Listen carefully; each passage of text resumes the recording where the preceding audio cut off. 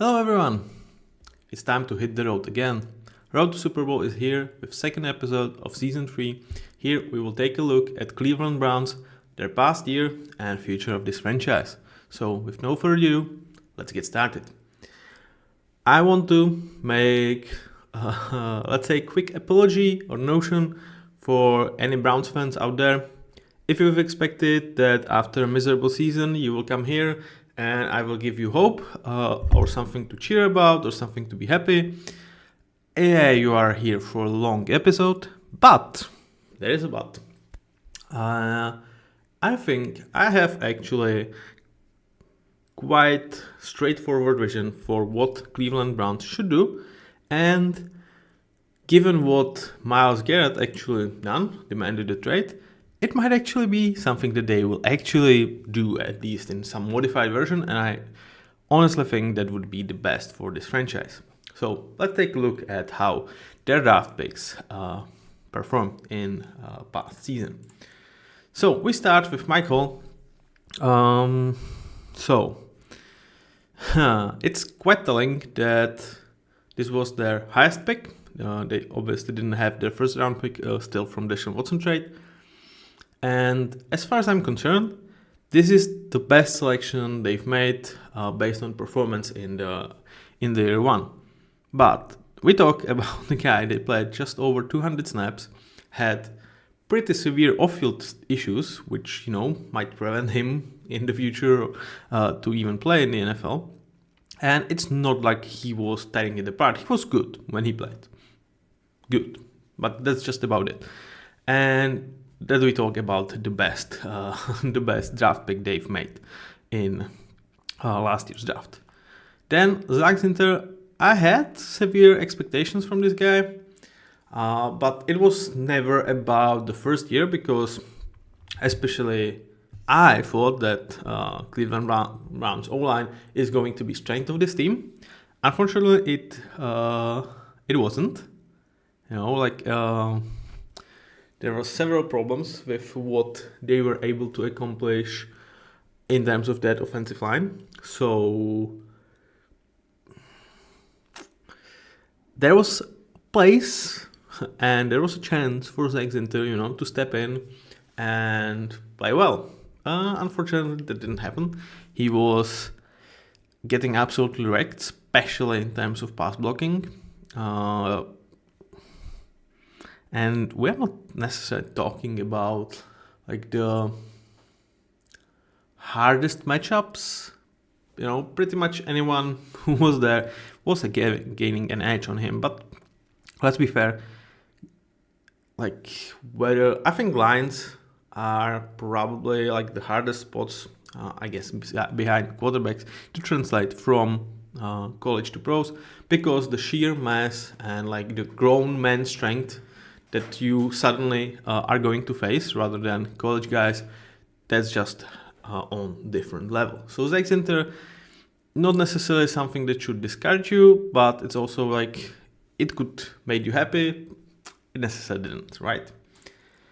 And then there's Jamari Trash, who I have here, despite playing under 200 snaps, which is kind of my mark for putting guys here and actually trying to analyze their performance in the first year. And it's because his chance was actually there. They traded Amari Cooper and it was we are pretty much throwing shit at the wall and see what sticks there. And Jamari just didn't. This is definitely not done, but it's discouraging to see him not being able to put for more snaps in first year, especially given the year that Browns had, and also when he was out there, he just did not perform. Beside these guys, Nate Watson, Miles Harden, John Breaks, nothing really to talk about from their first year. And this is actually a pretty quick summary of their draft because they didn't have that many players drafted and none of them really performed beside Mike Hall. And it's on very, very limited sample size. And with do you actually feel better about Mike Hall as a prospect? No, because his future is much more in question than you would hope for. Unfortunately, when you see not many guys that were drafted actually get a chance to play, that must mean that guys that were actually in the lineups performed well. Not really the case. So we start our rundown of the 2024 performance in terms of actual roster with QBs. And okay, let's just bite into that rotten apple of Deshaun Watson. Whether it's his contract that is absolutely enormous, has 73 million cap hit this year and next year, guaranteed, fully.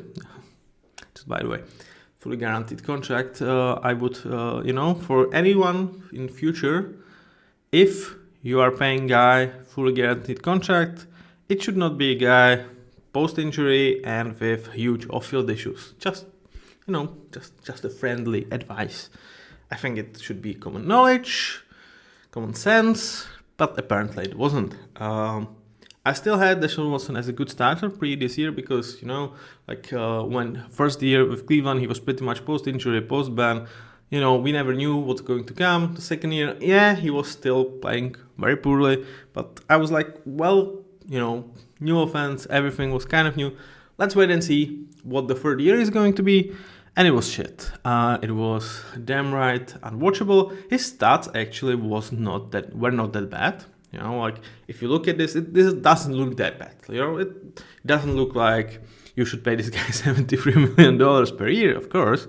Or at least that his cap hit should not be this high, but it actually doesn't look that bad. But when you actually watch that offense, it was just just like this. I think my face actually says it better than my words because it was unwatchable. It was slow. It was boring. It was super safe. But in terms of there is 3rd and 7, and I would rather go to, 2 yards check down rather than actually try to convert. His mobility was definitely much more in question. It was not necessarily all of his fault. The rest of the team also did not perform to their best abilities. But Deshaun, that was not good. And then he snapped his Achilles. And for people to cheer up on that, I do understand them. I would not do that. I think it's still quite bad to cheer on someone's injury, but with what we perceive to know about Deshaun Watson off the field and what he actually did on the field, this was not about his on-field performance, but his off-field issues. I get it. So it was kind of blessing in disguise. Let's be fair, because they actually did have a chance to say, okay, we kind of now don't have a choice but to not play him because he obviously cannot play. And I think Deshaun Watson played his last snap in NFL. Why I think that? I honestly believe, and just to give you a hint of what I will talk about in later parts of this video, I think they should cut him. It doesn't save them any money unless they will find out some type of loophole with his injuries. Maybe there will be some save there, but given the fully guaranteed part of his contract, this doesn't save them money. But it gets him out of the building, and I honestly think that his mere presence in that locker room is just detrimental to this team. Several more lawsuits during his time with Cleveland, not great performance on the field, sometimes looking like he just doesn't give a damn too much. It's really sad for me to watch that. Both see him fall as a human being, but also see him fall as an NFL player, because he was one of the guys that I actually turn up and watch college football in 5-6 years ago, or even more maybe, when I was not necessarily too much into college. Deshaun was really the guy that I was like, oh my God, I don't understand how this guy is not number 1 draft pick. When I watched him play, because I felt he was amazing, and he stepped and he played amazingly with Houston, and then everything just unraveled. But back to the point, I believe that he played his last snap. Well, first of all, I think they will, and they should absolutely cut him. And I think NFL doesn't want him back. I think any team that will pick him up off the streets is like, why would you do it? You are not getting a great player and you are getting a PR nightmare. So it doesn't make sense from perspective of any other club, because you are not getting, like, at best you are getting a potentially bridge QB at this point, because that's what Deshaun at this point is. And for him, like, his health gave up severely.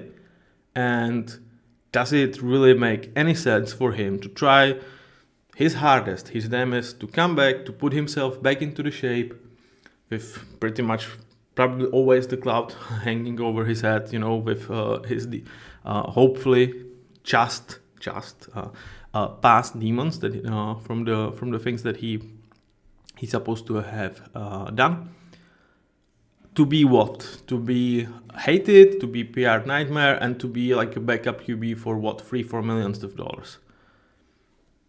No, it doesn't make sense with the money that Cleveland Browns actually paid him. So the money is not there, and given how he actually seemed to not really even care about this opportunity with Browns, why should he care about like opportunity to be backup and perhaps reproven himself like 2 years from now? I mean, I guess if every lawsuit are going to go away and it kind of like calms down and he feels good, with his health, maybe. But I honestly think this is the end for Deshaun Watson, and that's that. Beside Deshaun, there was a second guy that was even more unwatchable, and that was Dorian Thompson-Robinson. DTR, it's just not there. I don't want this guy even as my backup at this point. He just, like, there's nothing I'm excited about when I watch him play, unfortunately. So that was really bad. The one guy that actually gave this franchise, I would say, something to cheer up on Sundays, it was Jameis Winston. And it's still Jameis Winston, and it was actually like statistically worse version of Jameis than it was in like his past years, because he actually had more turnovers worthy play rather than big time throws based on PFF metrics, though his TD to interception ratio is positive. Like positive, I mean over 1. It doesn't necessarily say good. But what Jameis Winston gives you is he makes you watch that game, because pretty much every snap is exciting. Everything you just didn't have with Deshaun Watson when you were like, there is 70% chance to complete this pass. Here other, he doesn't want to make mistakes. He just doesn't want to see any boost, and probably even like looks forward to go on the bench. With Jameis Winston, he will always, 10% chance, let's freaking go. This is not the guy that you want to build your franchise around, but for where the Browns are, I think this should be your guy for next 2 years. But we'll talk about that later.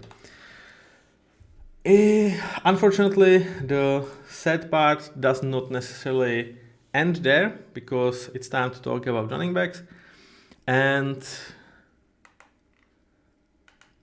with Nick Chubb, I think you can say he was playing, at least.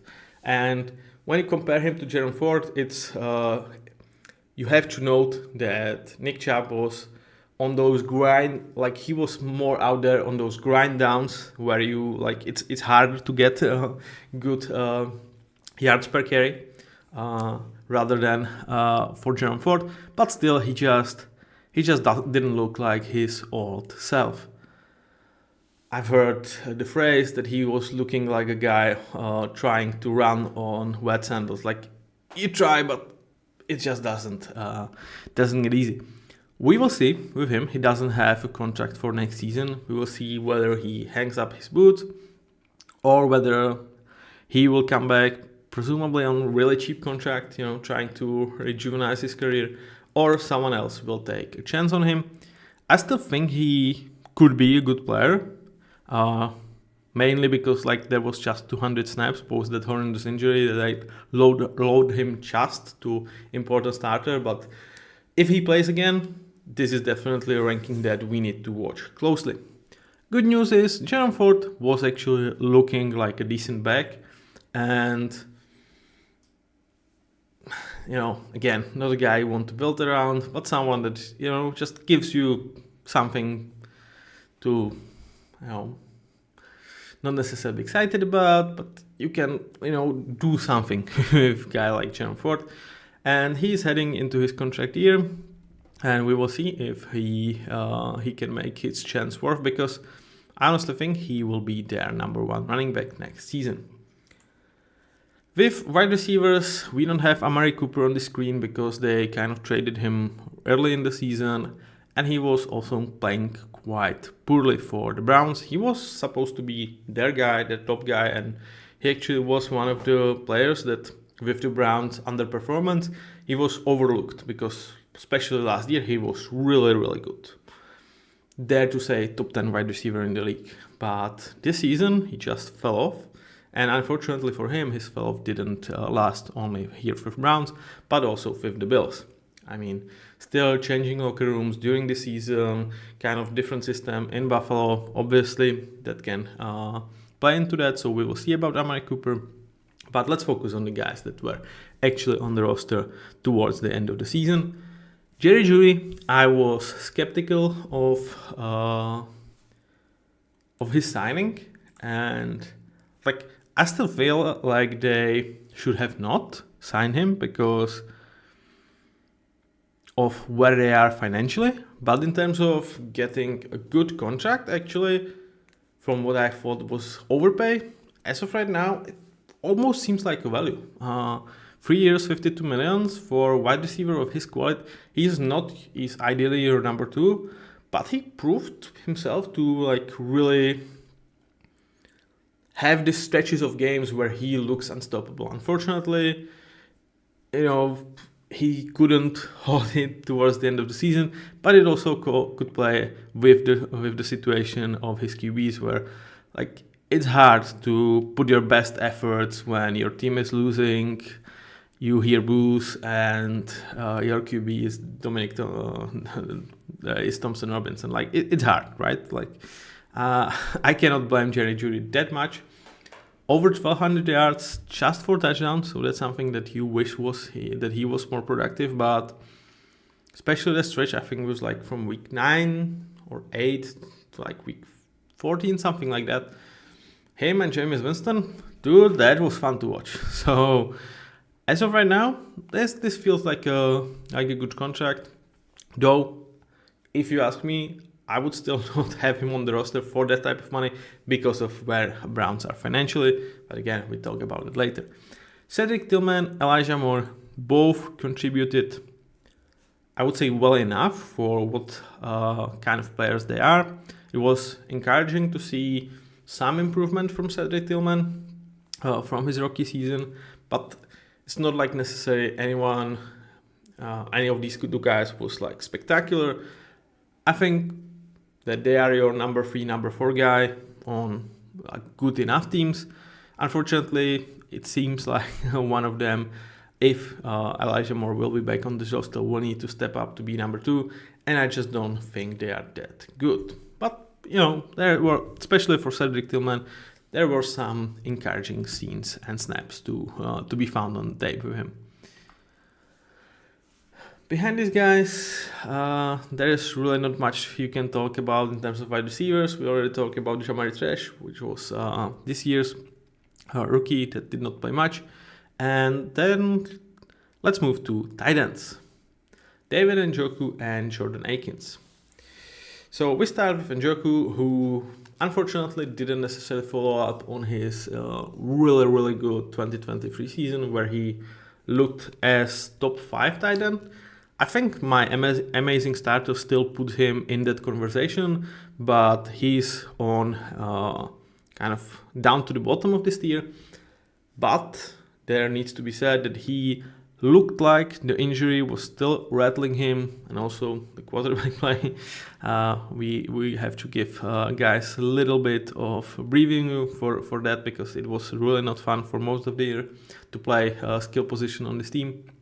So I'm not ready to downgrade him from amazing starter, But I will not be shocked if he's not on the roster for next year. Again, we will talk about it later. Jordan Akins, like exactly what you want. Veteran signing, he gave you good snaps, good presence, nothing you are super excited about, but this is just like the, let's say, eating your vegetables in a way, where you just need to have smart guys on reasonably cheap contracts that you don't expect to be stars, but they will just do their job.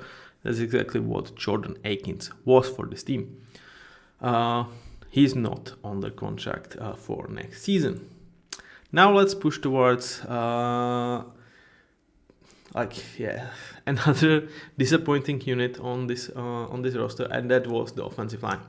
I was actually coming into 2024 season with reasonable hopes for the Browns, because I thought like their offensive line, bunch of veterans that are used to play together, and I did not necessarily see them decline like rapidly. Like there was some decline from their peak years, but not the rapid one. Unfortunately for several of them, this came this season. Jack Conklin, not necessarily one of them.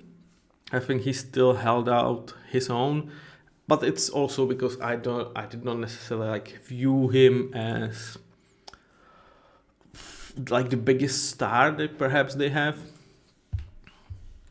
So for him, reasonably well played season, though he definitely had better in his past. Let me check on something. Yeah, I mean his peak seasons, like years 2020, 2021, they are past him, but still you are getting a good player. Unfortunately, you hoped that Davon Jones will improve in his second season. It did not happen. He just looked miserable out there, up to the point that him and GMaty-NFL was kind of taking snaps. But both were just non-starters. Like they should not be starting. They obviously, as of right now, are not a guys that should start in the NFL. With GMaty-NFL, that's probably a case that you know this for a long time, especially if you are a Seahawks fan like me. You know Jermaine is just not the guy.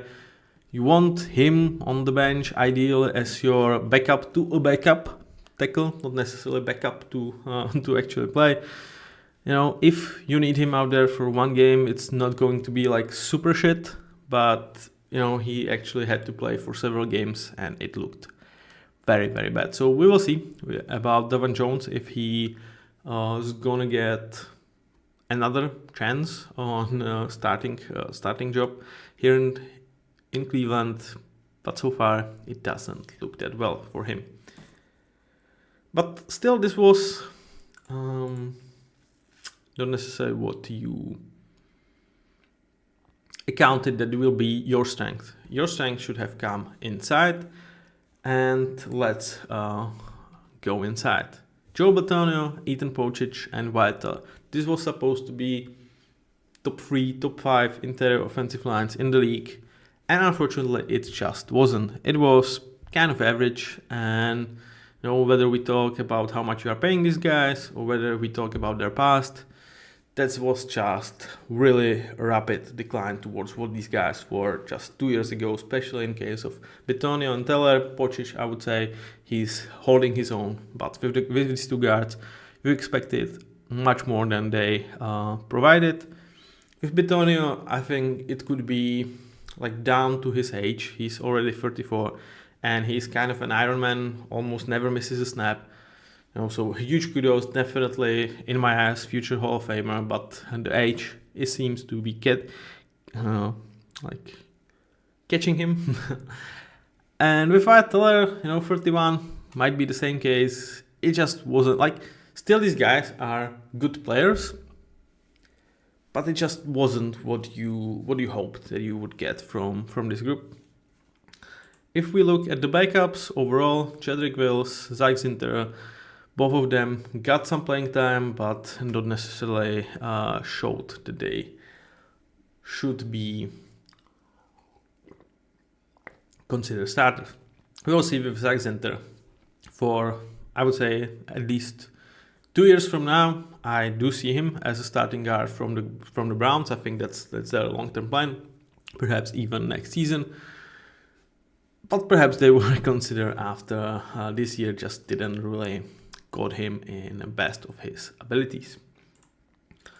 So overall, with that, we will close up on the offense of this team. It was bad. There is not really a good word to say about this unit overall. There were some individual performance that hold up their own. In case of Jerome Ford and Jerry Jeudy, I would say they outperformed their expectations. But that's pretty much it. And that's just not enough when you have such a massive declines from a lot of other players. Now, let's go for the defense, which, I think the plan preseason was we should have one of the best defenses in the league, and if Deshaun Watson is at least capable, hopefully middle of the pack type of QB, with our O-line, we have Jerry Jeudy, Amari Cooper, David Njoku, we will be good. No, that didn't happen for the offense, and unfortunately that did not happen for the defense either. Though we will start on 2 positive notes, and the first one is Myles Garrett. I think this is the best player in the league. If you don't count the value of the position, I think Myles Garrett is the best player in the league. I think he just is. There is not a bad word in terms of his play I can say about Myles Garrett, and I don't think even otherwise, perhaps beside the Mason Rudolph fight, he's just a stud. And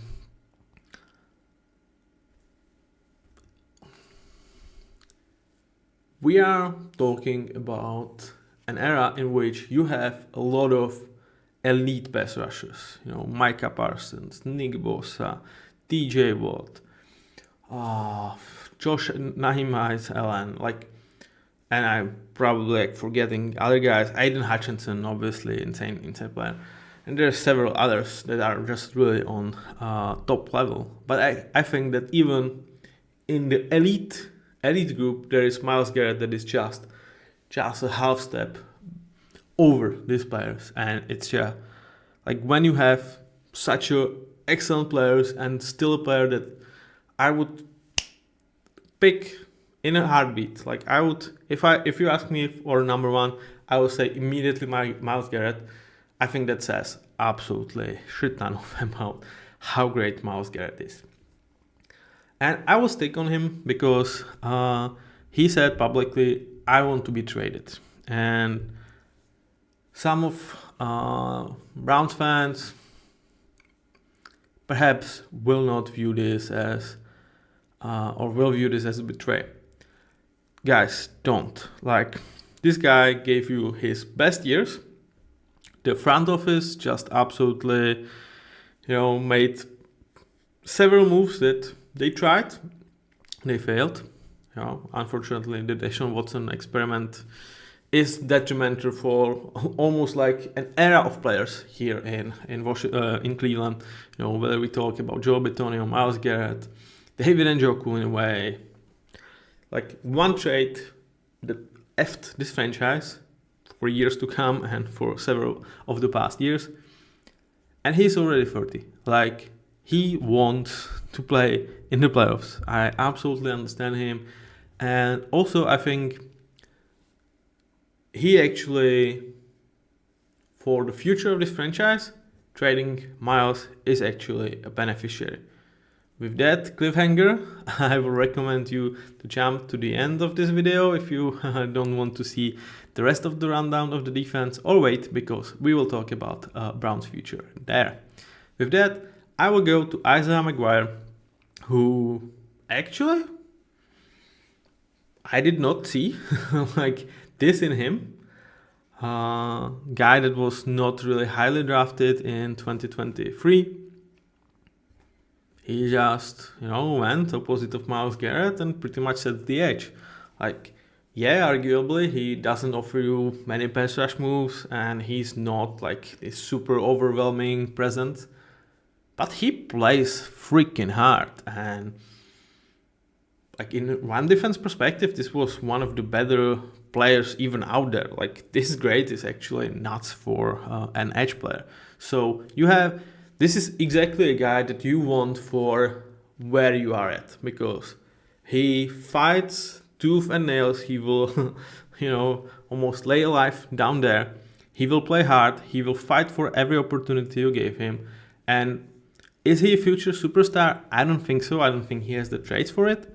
But he could be a number 2 edge that you are super happy with for a long way to go. And you have him for 2 years on cheap rookie deal.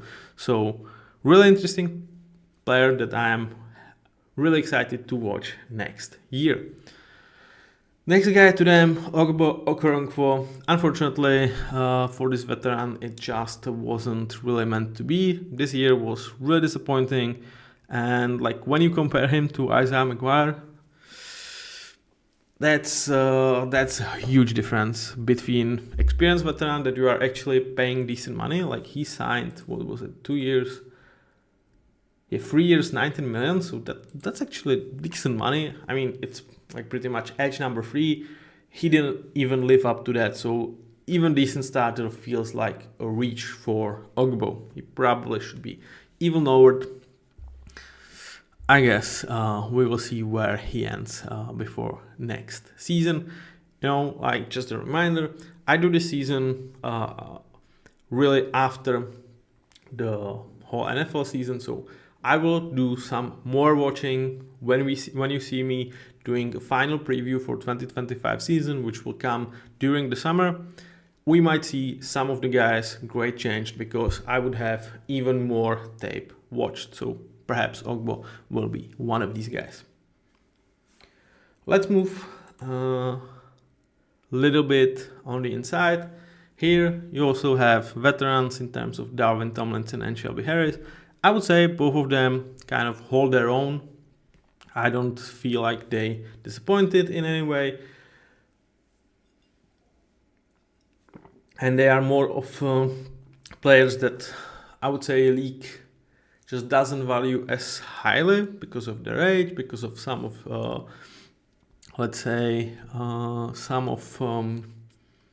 temperamental stuff, but they give you decent play pretty much every down, and sometimes they could even be something that pushes the game towards your side. So definitely good one of the, I would say, somewhere in the middle, but towards upper echelon, because it's kind of hard to actually find interior defensive line that has 2 good players or better.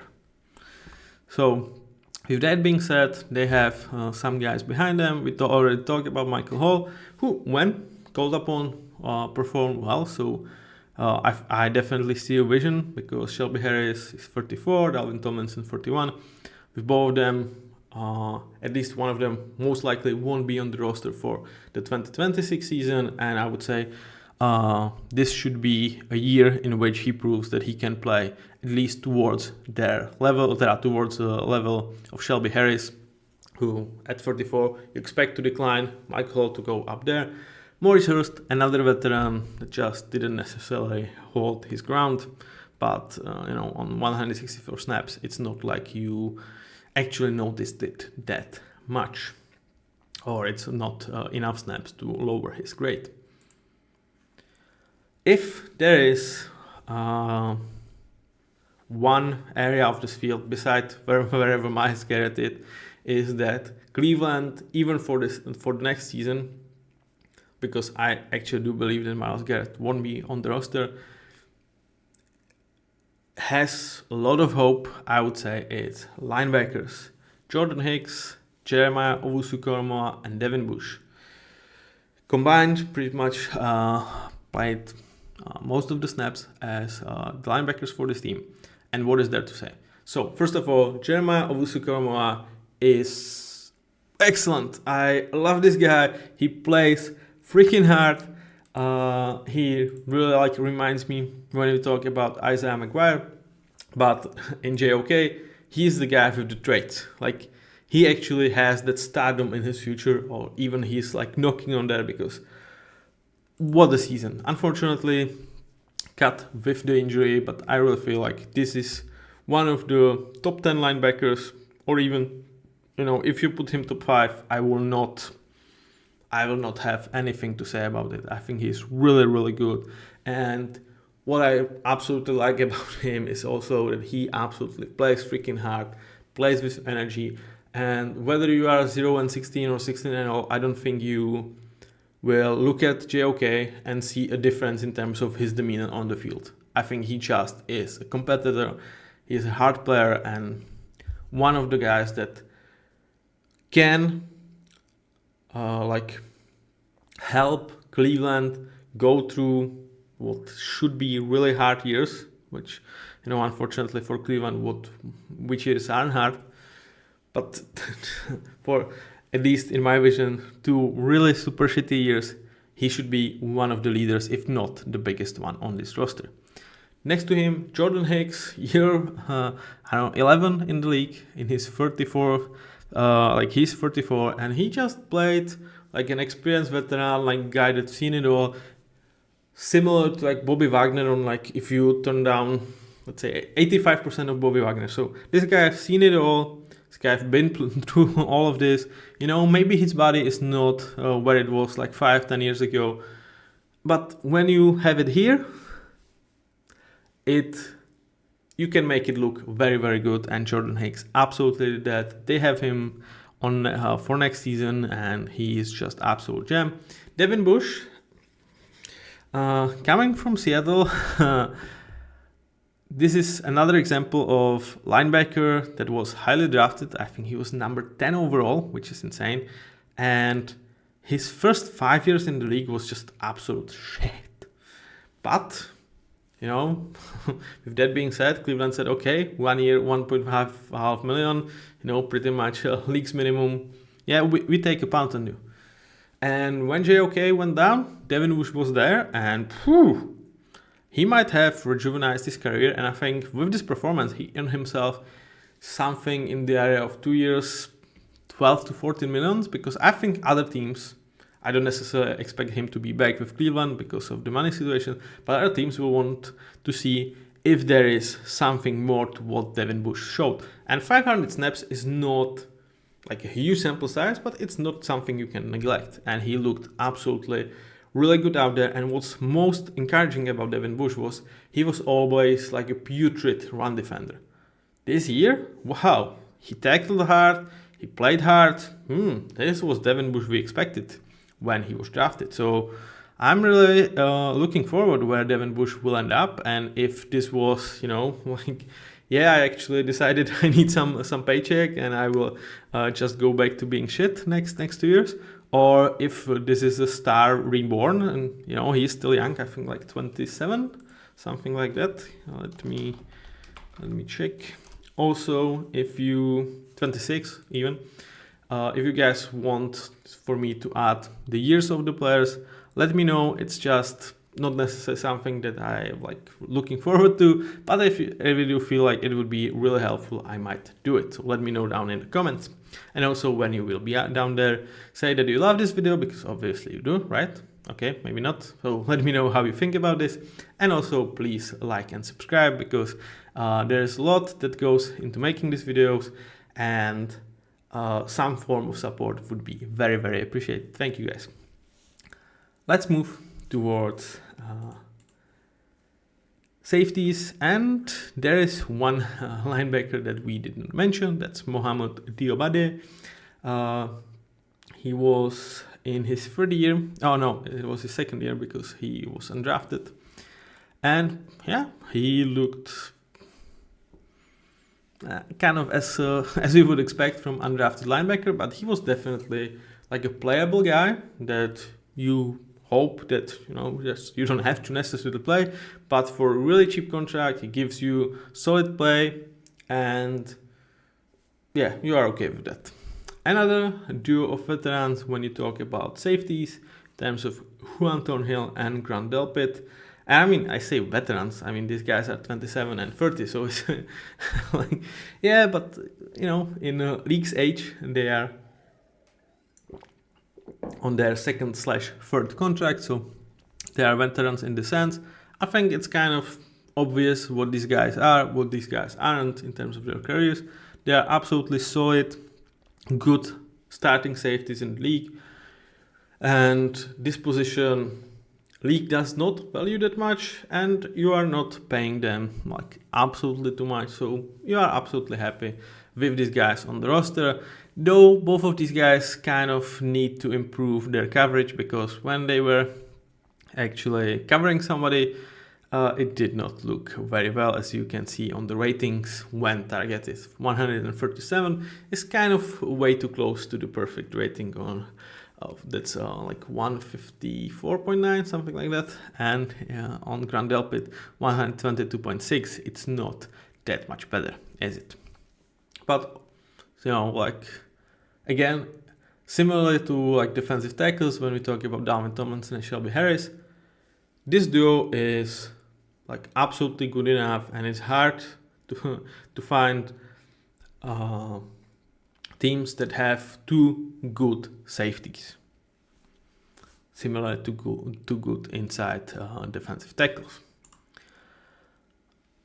In terms of their backups, Ronnie Hickman actually had quite a nice year. Again, he is one of the undrafted talents that this front office is able to find, and kudos to them. I will talk about them for a moment, because I think a lot of people will look at the situation where Cleveland Browns is at, and they will blame the general management. But truth to be told, they made one mistake.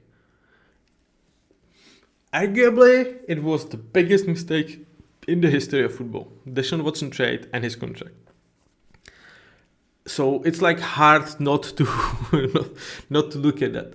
But like beside that, everything they've done, like they were able to sign veteran players that not necessarily other teams want because of some stuff, and you know, sign them to really cheap deals. They outperformed. They were able to find really nice players in the draft, or even undrafted, like Ronnie Hickman. But because of that Deshaun Watson thing, this will kind of always be there in the resume, and I absolutely understand it. It's like similar to Russell Wilson, Pete Carroll, and the unfortunate interception on the 1 yard line. Yeah, you wouldn't recognize a Seahawks fan, right? Still fucking hurts. Also, NFL, you don't have to put it every time in the damn Super Bowl. Like it's just pain. It's pain for me and for all the Seahawks out there. So, okay, I just wanted to give some props to the guys that probably are not getting too much because of that giant mistake that they've done. But Ronnie Hickman is another like showcase of their actually a good job. Rodney McLeod, yeah, he's your backup. He gave you a backup type of performance. So definitely in terms of safeties, if you want to get cheaper, it might be a chance for Ronnie Hickman to actually take either Delpit or Thornhill positions, and we will see if there will be like a watchable difference in terms of quality. Let's move towards the rest of the secondary, and this is probably like, it's hard to say this is the most disappointing unit, because, well, you have your Deshaun Watson, you have the O-line, but I thought that this trio, Martin Emerson, Greg Newsome, and Denzel Ward, was really up there with what the Jazz had in terms of Sauce Gardner, DJ Reed, and well, you know the third name. I have to Google it, guys, or not? Do I? Michael Carter, yeah. So I really thought that this might be like the second best trio of corners out there. But they had outrageously bad season. Like, I did not see this coming, and it's not like the whole defense was in shambles. That, you know, if Myles Garrett was injured and your defensive line was not able to generate any pressure, I would say, okay, like, you are getting picked apart because QBs has like four seconds to throw and it's like really hard to cover, right? It was not necessarily the case, but these guys just, none of them hold up to their standard. Obviously, Denzel Ward was still like on another level compared to these two guys, and still I would say hold his own like very well. It's like a really tough position. So when teams struggle and not necessarily guys next to are doing their job, you sometimes end up doing too much that will cost you, that the stuff that you should be doing, you are not doing that well, or you are trying to bait opposing QBs because you feel like, well, if I am not making the play, we are not going to win, especially, you know, where DTR is on the field. So with Denzel Ward, his, let's say, just above average numbers are absolutely understandable, and I will not hold against him. I still think he's very, very good corner. Top 10 would probably be where I have him. But with like Martin Emerson and Greg Newsome, there was no production.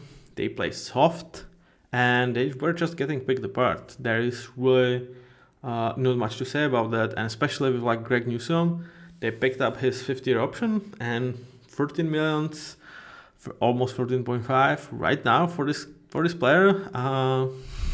That seems like a hefty chunk of money for a guy that, you know, like I still hope that his talent will overshadow whatever this year was, but it was over 500 snaps. It's not like you can absolutely disregard this, and it was the season for him. So I would not be shocked if he was not on the roster. And it's like with him, he entered the scene and he looked very, very good as a rookie. His 2nd year, you didn't necessarily see him progress, but he didn't downgrade, you know, so that's encouraging still. 3rd year, still good, but it's like he was like on this trajectory and now he just did this. That's very, very unfortunate. So really, one area that I was hoping or expecting them to be one of the best, and they end up being like middle of the pack, which, given the talent that I believe they have, is a huge disappointment. So with that, we have 2024 season in the bag. Now let's take a look where this franchise is at with Kevin Stefanski as their head coach. So how do I rank Kevin Stefanski? I would say like slightly below average. Here B is actually an average grade. I know it's not necessarily the smartest thing, but that's just my grading. I want it to be actually kind of nice towards head coaches. So I made them like, I think C- or D+ is worst. So with B-, Kevin would be around like number 19 in terms of rankings, somewhere in there. He has, like, it might not be like super fair to him because like he had to work with Deshaun Watson and like the abysmal QB situation for a couple of years, but also given the rest of the team was really like, there was more money thrown at that team than on usual cap because they pushed a lot of money down the line. So he had more talent than he should had on average. So I don't necessarily feel like I can take all of the blame of especially this season failure of Kevin Stefanski. And also there is a shit ton of great head coaches out there in the league.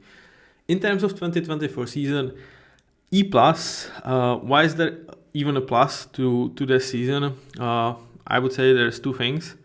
First, you have number 2 pick. It's very valuable. And second is, I think it just told you exactly where you are.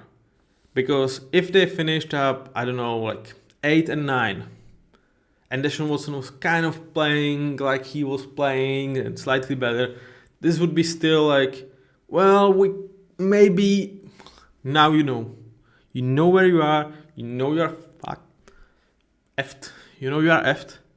And I would say that's actually a good thing, because you don't, or you shouldn't, we will see if they will do it, but you don't need to try to run it back with like some hope, because there is no hope for this iteration of the roster. There's no hope that, you know, with Deshaun Watson and this division, you are going to get somewhere. Like, no, you just should know after the season. And I think that's actually something valuable. In terms of QB, I cannot go nowhere other than 3 minuses, because this is like absolutely dreadful situations. You pretty much don't have a QB and you are paying 70 million for him every year. So yeah, that's shit. In terms of hot seat, 7 is actually like, there is part of me that will be like, it's not necessarily Cleveland's management that would want Stefanski gone. I would say it's like kind of, if I'm Kevin Stefanski and I will tell him what I would do with this franchise, or even, and if they don't do it, I would be even less excited for him. It's like, do I want this job? Like, this job sucks, man. This job absolutely sucks at this point of time. So that's part of why I think his hot seat number is actually quite high, because, you know, there might be like, he doesn't want to be there. In terms of financials, it's again 3 minuses. This team has around 200 millions like pushed down the line towards the future in terms of void years, in terms of dead cap, for players that in those years won't be playing. And you have to give to that 140 millions that is still there for Deshaun Watson contract. So that's just absolutely shit situation. There's only 3 teams that have it like this. And well, okay, there is only Cleveland that also has the Deshaun Watson caviar on top of it.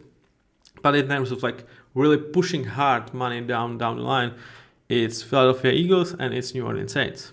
I guess you can spot the difference. If you are in your Super Bowl window and you have money and your general management and ownership supports this way, you can like improve your window, because, well, you know, the cap hit is 250 millions, but we can push 50 millions down the line. So for us, the cap hit is kind of 300. So that's kind of how you do it. You know, it's kind of like when you buy stuff in the shop and you say, well, I will pay $500 today and $500 next month. So that's kind of how adding void years and stuff works.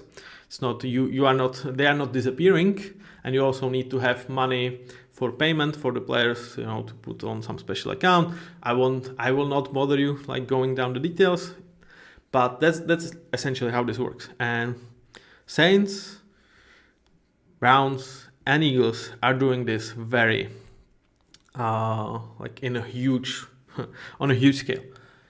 But there is like just one team that actually has a chance to do anything because of this advantage, and that's Eagles. The other 2 teams, I did understand it with the Browns, because, you know, they were like, yeah, we believe we have our guy in Deshaun Watson, so let's do it. It didn't happen.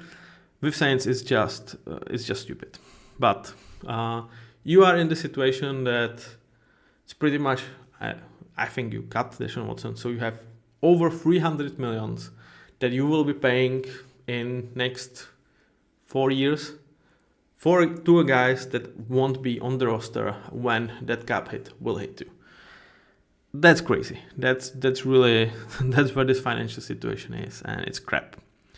Strength of this team, I have to give it to guys. Whoever is still going to the Brown Stadium and support their team, I have nothing but admiration for you. You deserve much better than this, and I think you will struggle. I'm sorry, but you deserve absolutarium. Like, you guys struggle so much, and you're still there supporting this team. Kudos to you. Wish more people and more fans to be like this. You know, I don't care how my team struggles. I will still support them. I will point out their mistakes. I will protest. I will say stuff. Okay, but I will still be out there and cheering for them. They don't deserve you guys. Unfortunately, division from their perspective. Okay, so you have Mike Tomlin and Steelers with never losing record. You have Baltimore with Lamar Jackson, and you have Cincinnati with Joe Burrow.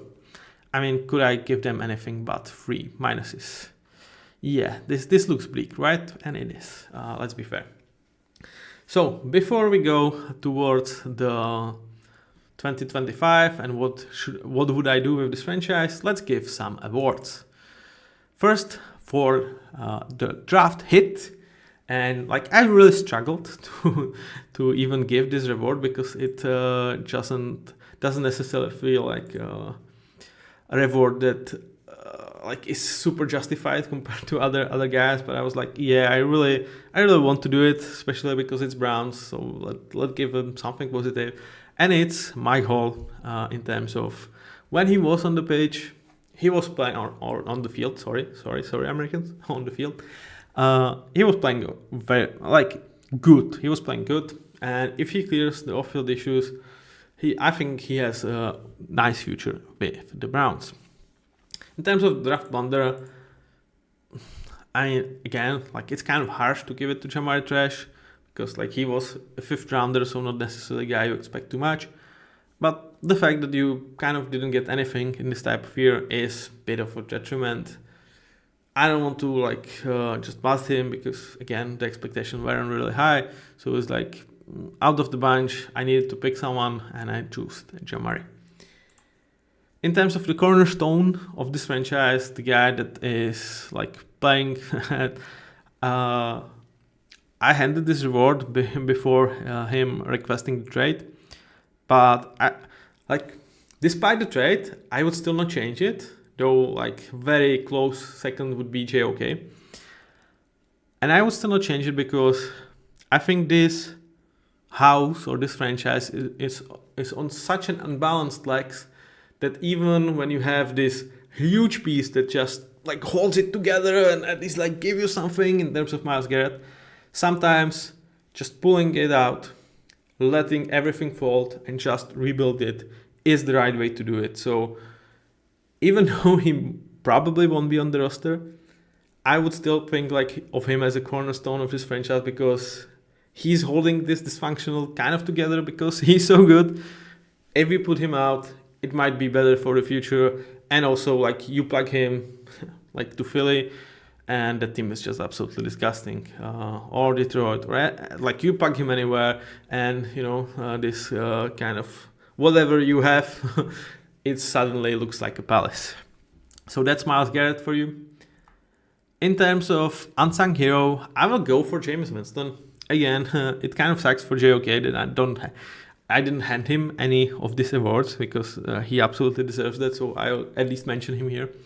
But for Jameis, I think why I'm giving him this award is, dude, you were kind of the only reason I was watching from like week 7 the Browns offense. Like he gave me something to be excited about, and like some of the times it was like him throwing the ball to other team. Okay, so yeah, but still I was not bored, and it was because of Jameis Winston. And I think when you struggle to like look for positives, the fact that you are at least not bored while doing so gives you something. So that's why I wanted to sing a little bit of song for Jameis Winston. And in terms of flop, who else than Deshaun Watson? Like, come on, man. Off the field, on the field, I think I said enough about him. And it could be like the last time we even mentioned him in terms of his NFL career. Now, let's check what I would do with this franchise going forward and how the roster could shake up in terms of 2025 starting roster. I will start with saying that I would say if I am the ownership, so I want the best for my franchise. I am not the one that is struggling for my job. This is GM, this is coach. But to me, it would be like, well, we are in massive depths for the future, okay? So if we continue to just trying to get under the cap, pushing money down the line, and pretty much being handicapped every single year because, there is going to be 40, 50 minutes of dead cap on our roster. And we try to do that when we have a division with I'm losing coach and 2 elite QBs in their prime. We ain't getting anywhere in 5 years. Like, we can continue to do this, and there's just, like, if we make playoffs once in those 5 years, it would have to be considered a success. And I'm like, I don't want to be that. I don't want to. I mean, I want to own the franchise, but I don't want my franchise to do so bad. So I would be like, guys, okay, we tried. We went all in with Deshaun Watson. We failed miserably. Let's hit the hard reset button. Do whatever we can to put as much like dead cap and void years as we can, because how it works with void years, if you cut a player, every void years that you get to his contract will just go towards the year you are cutting him at and counts as cap hit. Unfortunately, because of that, you cannot just cut everyone, because your cap hit for the season would be like 500 million, which you are not going to make it under a cap hit of like 270. So to me, it's like, well, let's reshuffle the money. And I'm not going to go into details because it's like super complicated. There could be some exceptions, especially with Deshaun Watson's contract and his injuries. Let's do it. And I think it's doable that this year, the year after, and I would say around 60 to 70 million in 2026 or 2027. That's where we clear everything. That's where we essentially clear our debt. In those years, we will struggle to sign players. We will pretty much trade a lot of valuable players, or at least the guys that we have. But we will use those years as retool, rebuild, give chance to young players. And hopefully for the 2022 season, we will have something that we can build on towards the rest of the years and towards the future. You need to press the button, because if you don't, like, you are dooming this franchise even more than Saints are doing, because the Saints, at least, they have still quite a shitty division. You are not, and this division ain't getting easier in the next 5 years. It just ain't. Like, Pittsburgh will always be Pittsburgh, it will always be good. There is something about that. And Joe Burrow and Lamar Jackson will still be in their prime, or like closing their prime. So you just need to do it. And especially with Myles Garrett requesting the trade, this is a prime situation where, like, even one last guy that you could be like, well, because Myles Garrett is here, we want to use his best years and we try to make a push. No, he wants out. You should let him. You should trade him. You should get a shit ton of draft pick back. And you should build on the young players. So that would be what I would do. It's like, you won't absolutely suck, because, like I said, you cannot cut everyone. So, if you trade Myles Garrett and if you cut Deshaun Watson, you will be hard pushed to pretty much keep everyone else, because you will need those high financial guys to push their money down the future, not here. So you will have to keep them on the roster. So, for example, the offensive line, that they are cut candidates because of the money. They will most likely be here for next season, because of, you cannot cut them, because suddenly their cap hit from 18 millions that you can lower to 10 because you can push money down the line, it would go to 40, and with that you would not be able to go under cap hit. So it's complicated, but it's doable, and I think you just absolutely need to do it. If that's the case, let's check how this would work, how this would look on the field for 2025, because I really have done this roster rundown in a way that this would be the plan. So, while I said we won't be resigning many players, I would definitely resign Jameis Winston, something like 2 years, 15 million. He's getting his money, and we are getting a guy that will help fans to be excited some days, at least. In terms of offensive line, like I said, I think these guys will be back, mostly because of you cannot cut them. You literally cannot cut them, because if you do, all of the void years that they have on the contracts will count on this year's cap hit, and you won't be able to cut Deshaun Watson, you won't be able to trade Myles Garrett, which are two things that I think should take priority. And also with these guys, they still are a good player. So, the fact that you can have them on the roster for one more year at least gives you something to, play around.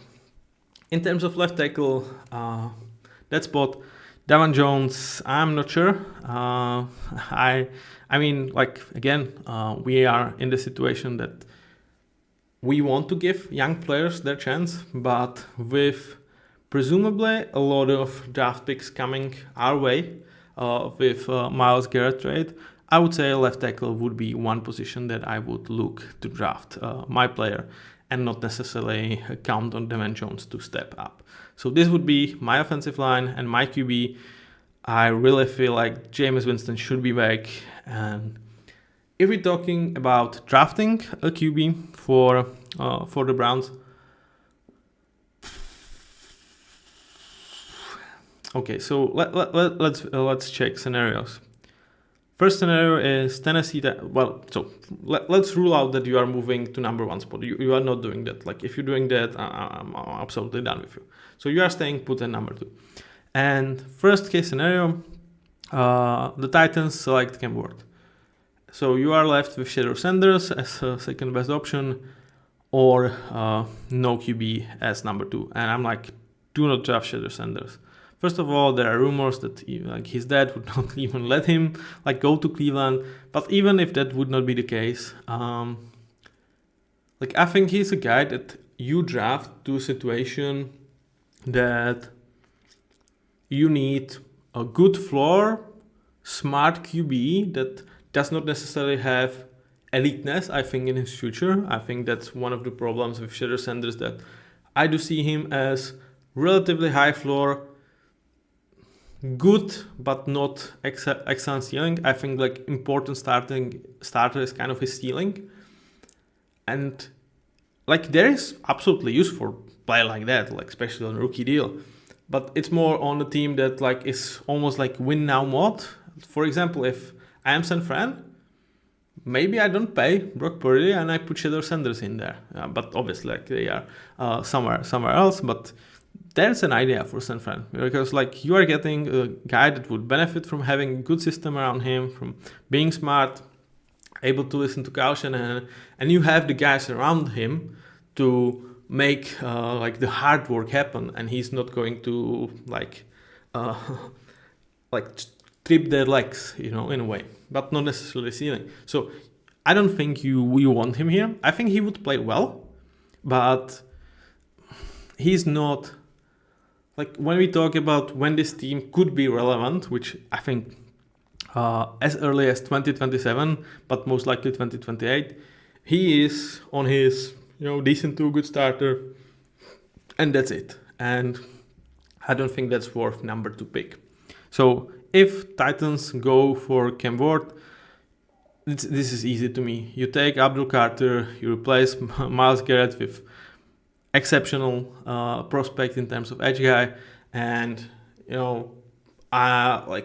it's still going to hurt not having Myles Garrett on the roster, but I think the people in Cleveland would definitely love Abdul Carter. So it's absolutely an easy selection, and you might go for some of the guys in 3rd or 4th round, and I would still have Jameis Winston as my bridge QB, and just maybe give the guy a chance, let him develop, let him sit. You haven't invested 2nd overall pick. You don't need him to play now.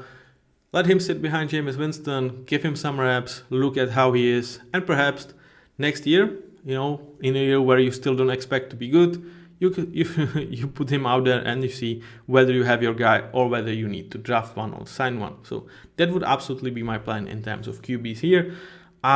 If Tennessee Titans don't select Cam Ward, I can see them drafting him, but I would still go for Abdul Carter if he's available. If he is not, I'm looking to trade down, because I do expect that some people or some teams would be really willing to pay some nice compensation to go for Cam Ward, and I just trade down, collect picks, and get other players, because I'm really not looking forward to 2025 or 2026 to be my years. So I want as much of a draft capital as possible so I can rebuild pretty much this whole team. I don't think Cam Ward is worth me sticking to number 2. I actually think Abdul Carter is. So in terms of my skill players, I definitely have my one in Jerry Jeudy. In great scenario, he is not my one, but here he is. Cedric Tillman, I think with where we are, I'm okay with Cedric Tillman as being my 2. Let's give this guy a chance, see if he can develop in something more and actually become a reliable number 2. In terms of number 3, I don't really see the guy on the roster. It's pretty much, let's draft someone. David Bell, Jamar Chase, Mikey Woods are the only other 3 wide receivers on the contract. I don't see them as number 3.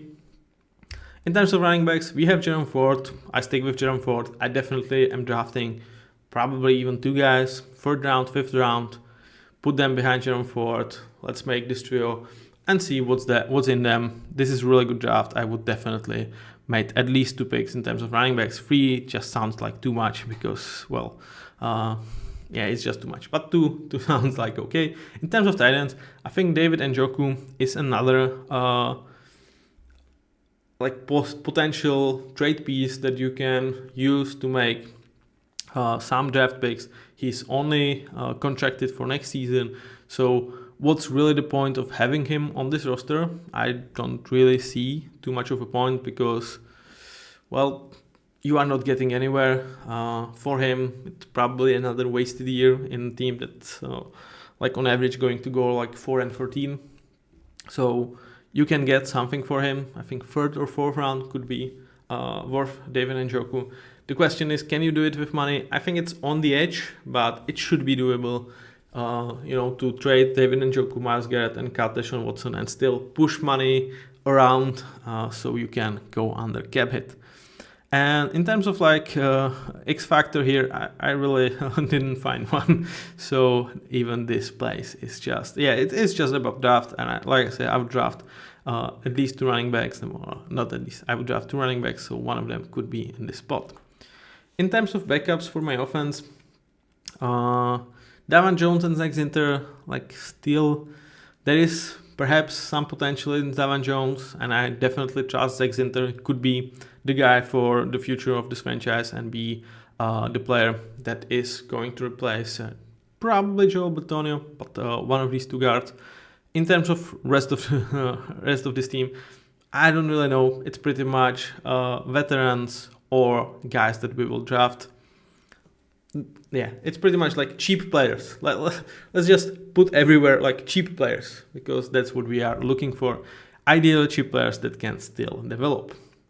In terms of my defense, as you can see, I did not put Myles Garrett here, even before the trade rumors, because I would say whether that rumor was openly out there or secretly, I was always thinking for this, Myles Garrett is a guy I'm trading. It sucks, it absolutely sucks. But I'm doing this because I have to. This is a guy that can kickstart my rebuild super, super fast. And I kind of own him to him.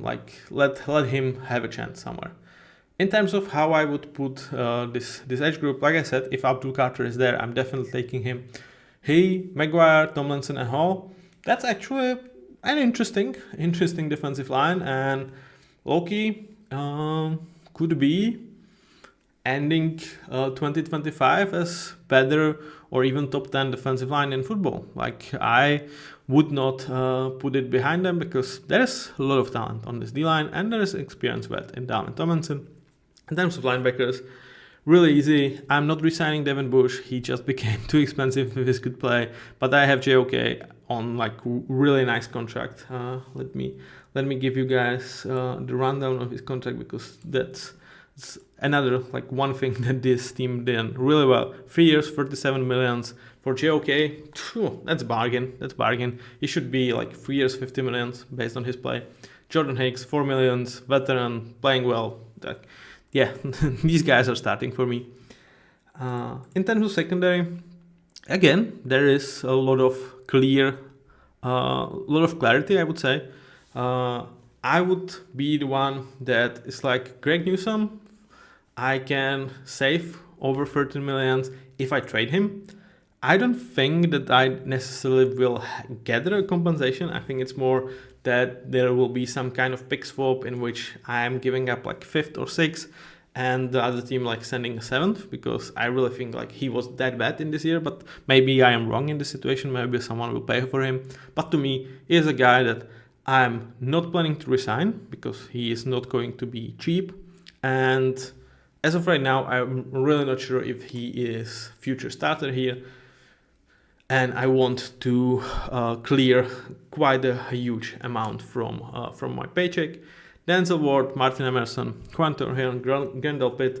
I think you can think about Delpit and Thornhill as potential cap casualties.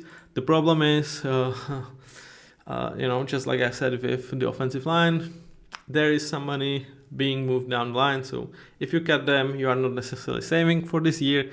And with Myles Garrett, Deshaun Watson, and David Njoku, and you are already over the cap, you pretty much cannot do this with other players. So I think those guys are still on my roster, and it doesn't matter that I don't give Ronnie Hickman his chance. They are both veterans. You never know with health, and like even in terms of quality of play, Ronnie Hickman deserves to be out there. In terms of my backups, I still have Shelby Harris. He's better than Mike Hall, but I list him as a backup because in my vision for this roster, he would not oversnapping Mike Hall unless there would be injuries or off-field issues, because I want to know what I have in Mike Hall. And I have Alex Wright and Mo Diabate as Alex Wright is not as exciting. Unfortunately, his third year was cut short due to injury, and there is some draft pedigree, and his first 2 years did look promising. Mo Diabate, again, cheap player, play solid. That's what I'm looking for. But unlike with other positions, I kind of have clarity what these guys, what these guys' names are. Unlike for backup safeties, corners, and edge rusher. So, we finished our road with Cleveland Browns. I know it's been hard, it's been tough for you guys at Cleveland to listen that your franchise is fucked, but it's a fact. But because of Myles Garrett, I think you have really good chance to really say, dude, we know, and this is the plan. I hope for even for me, I have really no tie to Cleveland. I don't particularly watch them, but for me, I want teams to be at their best. And seeing team being handicapped for several years because of one bad trade, and now putting this handicap, and I mean financial handicap, not anything physical, down the line, because we are trying to do something that everybody knows that you are not capable of, because of you are just lacking talent and you are lacking financial power because of those trades, because of the void years, because of that cap. I hope they will have the sanity to really press the hard reset button, do it at least somewhat similar to what I would have done with this franchise, and at least give you fans hope that in 2 or 3 years we will be out of this dark tunnel. Because unless they do this, I really don't see the light at the end of the tunnel, because I don't know how that could happen with the amount of dead cap that is accumulated over the season. So hold on, you Browns fans. You are amazing that you are sticking. You are amazing that you watched it even here. Thank you everyone for your support. See you with the next one. Till then, have a nice day and do well. Bye bye.